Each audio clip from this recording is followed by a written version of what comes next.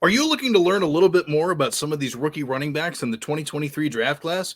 Well, I got you covered. In this video, we will be breaking down Israel Abanikanda, the running back from Pitt, here at Draft Sharks. Let's go!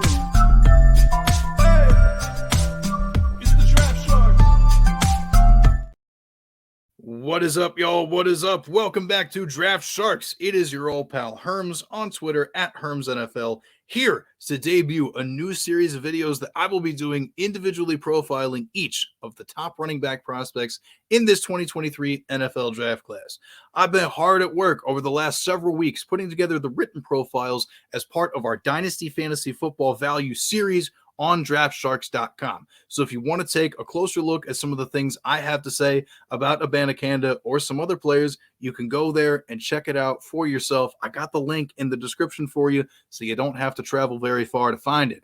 And if you're curious about where me and my coworkers have all of these 2023 rookies ranked, you can check out our Dynasty rookie rankings on the site as well. And yes, I linked that in the description for you as well.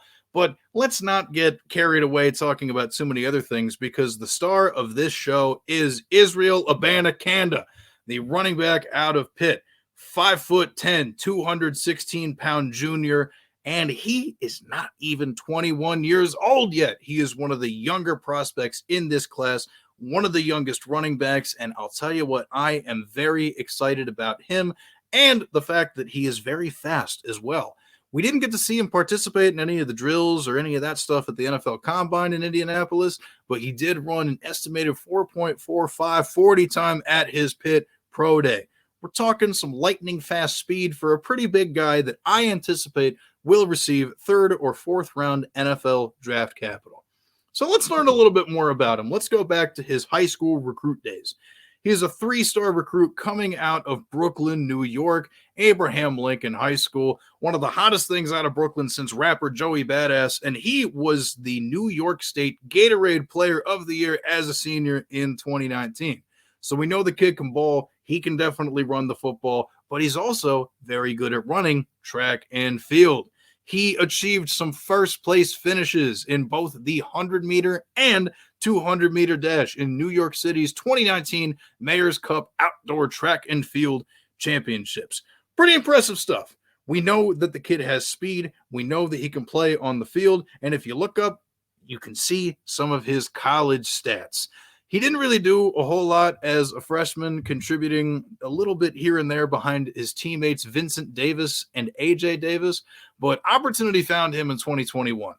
He really took off, tallying 651 yards on the ground and 7 rushing touchdowns. But if we're just going to look at some of the metrics that Abanikanda put up as a sophomore, he ranked 13th in PFF's elusive rating and 30th in overall run grading among all college running backs, with a minimum of 100 carries that year. So that's some pretty impressive stuff for a part-time player. But the real fun started in 2022. I mean, look at it. Almost 1,500 yards, 21 total touchdowns. The kid went off.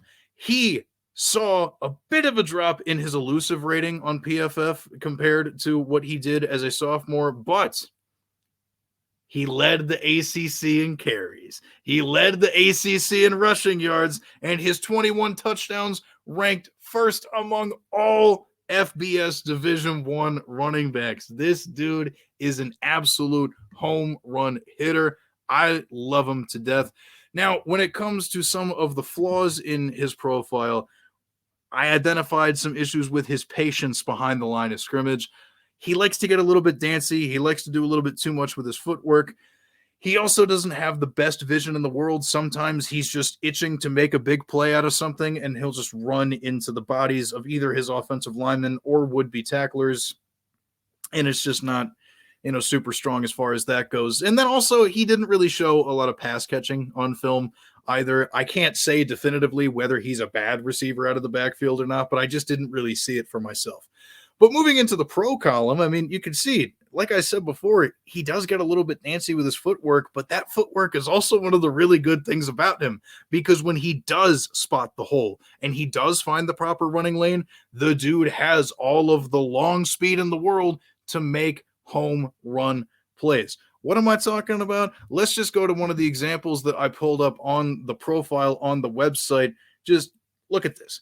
He gets that hole, he makes that little cut, and then he just goes. This is the type of play that Israel Abanikanda can make at his absolute best.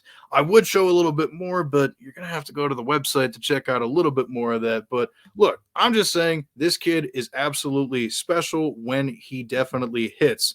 And when it comes to making some, prospect comparisons, comparisons, it's not my greatest skill in the world. And I know there's a little bit of a difference between the size of 49ers running back Elijah Mitchell and the size of Israel Abanikanda, but I mean, just look at some of those speed metrics. Look at some of those splits, for the 20-yard, the 10-yard, and even the 40-yard time. Like, these guys are pretty close, especially in terms of their play style. Both guys are bigger-bodied dudes who are a lot faster than, you would anticipate just by looking at them, and they can break off the chunk big plays when they hit the hole properly.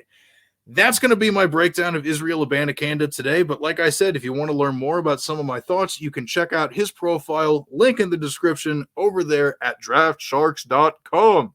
We will be back another time with another video about a different player. But until then, it's your boy Herms saying thank you for swimming with us.